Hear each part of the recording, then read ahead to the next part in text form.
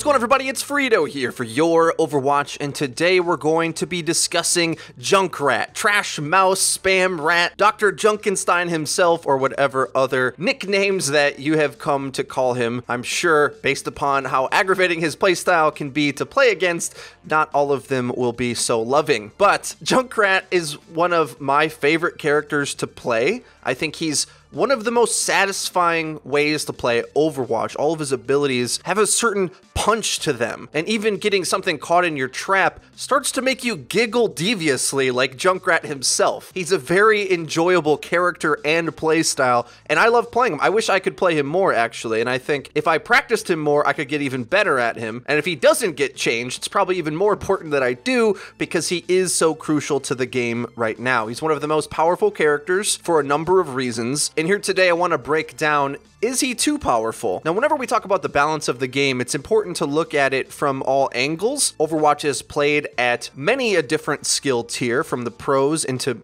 unorganized matchmaking play at all of the ranks, so all of it means different for different players, and when evaluating a character, you want to be fair to all of those tiers of play at once. With that being said, though, the Junkrat buff was one that we were very surprised to see, because we had thought Junkrat was actually a sleeper killer pick for quite a long time once he got his immunity to his own explosions. That really changed his viability, and to be honest, we had started to see him get utilized in pro play after that point. South Korea famously used them in the World Cup, which actually was a strategy that they took from China anyway. In the Chinese pro scene, that's something that they were doing, anti-dive comp strategies, the phalanx comp, if you will. But even in the West, Taimu was busting out the Junkrat on maps like Eichenwald. All of this before the double mine and tire buff. Now, that's not enough alone to say that he was in a good spot, because perhaps there's more aspects to the character that we have to look at, other contexts. But I think even when we look deeper,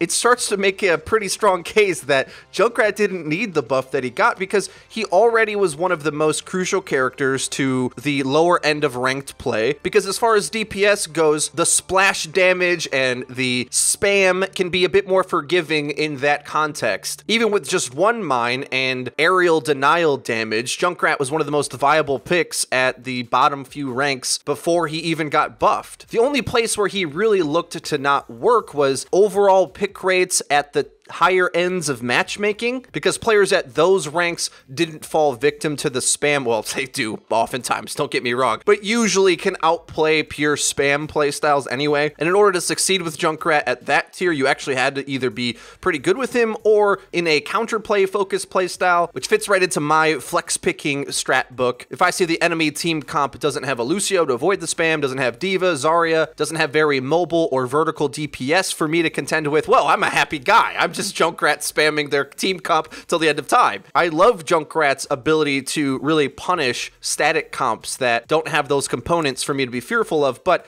he didn't need the extra mine to do this playstyle. And I think overall, after taking these points into effect, I hope we're like leaning towards a bit of a conclusion here. The biggest thing that Junkrat was weak at was his ult fight game. But as soon as they buffed the tire to have better movement, they have reined it in a bit, the momentum and stuff, but it's still very fast moving, and it puts the power into the hands of the player to be able to really get it into a spot to guarantee value. He doesn't have that weakness either. So what is Junkrat's weakness? Well, when he had one mine, he was unreliable in a close range dueling fight. If you hit some sick projectile shots and made sure you had your mine available, you were still strong in those fights, but he didn't have the reliability of a tracer to just put a burst on him and then kill him, right? You'd have to hit a pretty sick shot at close range. But now that he has two mines, not only does he have the mobility to always be where he wants to be, he also has the lethality to be able to insta-kill almost anything. So now if we fast forward into present day to talk about where Junkrat sits now, especially at the pro scene, he can get used a lot of the time. There's a lot more maps where he gets picked, and he's considered, I think,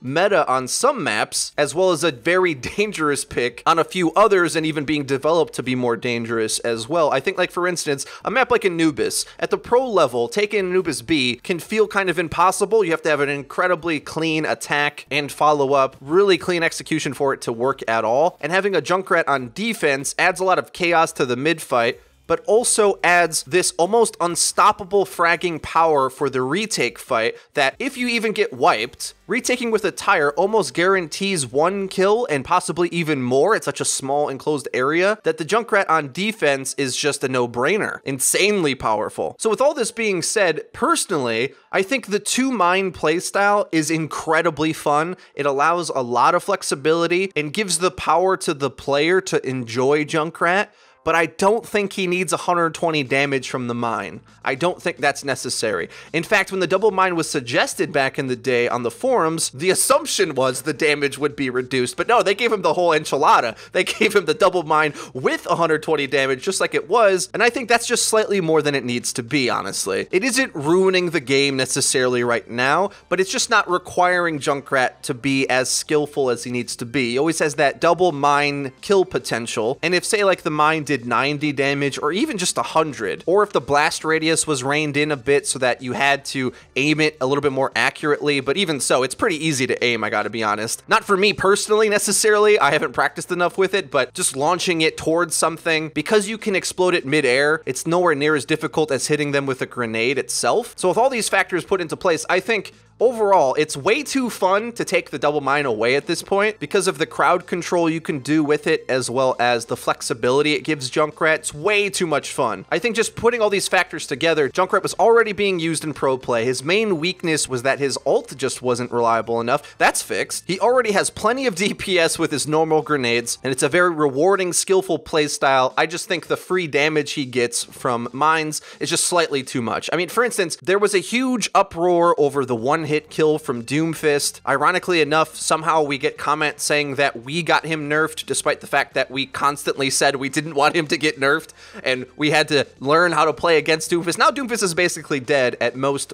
areas of play, and it's because double mine Junkrat simply just has the same amount of insta-kill value that you could get with Doomfist with a fraction of the risk. Doomfist had to fly in to go deal his massive damage, whereas Junkrat can poke from afar, be flexible, and has all that damage in the mine. Now, I don't think we're going to see Doomfist's hitbox return, and fine, that's fair, but if so, then let's crack down on some of this other really lethal, easy stuff in the game, I think, and force Junkrat to just be slightly more accurate with the things he has to be doing. I think that's fair. I'm not sure where the damage of the mine should go. I think even if it was as low as 90, it would still be very good because the damage is so reliable and has multiple purposes to be able to get instant damage just about guaranteed, but also crowd control tanks, which is an area that I don't think has been adequately respected for the power that it can have, and also get Junkrat around. That's like 3 major strengths that it has, and also it's great at dealing damage.